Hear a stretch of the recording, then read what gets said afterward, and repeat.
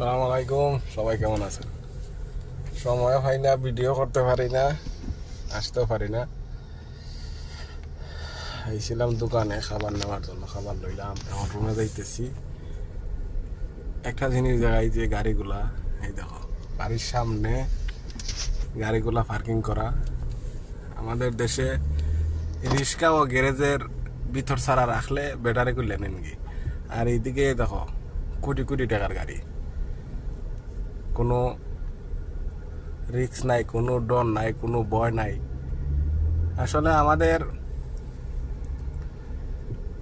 দেশ আর বিদেশ পার্থক্য এইটাই, আমাদের দেশ উন্নত হয় না, সুরবাট পারে ভরা। যদি সুরবাট পার থাকতো না, তে দেশ ঠিকই উন্নত হইতো। এই যে গাড়িগুলা এইদিকে সিফা সাফায়, মানে প্রত্যেকটা বাড়ির সামনে গাড়ি 5টা 7টা 10টা গাড়ি আছে।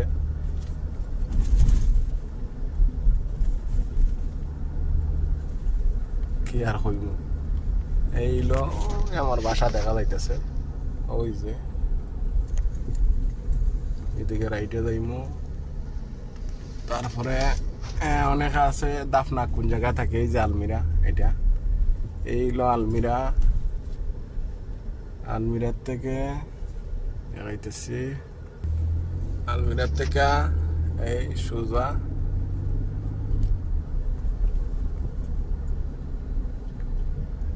এরপরে হয়েছে রাইটে। এই রাইটে বেশি লাম্বই যাব ভিডিও, কারণ আর দেখাইতেছি না। এই রাইটে এই বিল্ডিং এর পরে ওই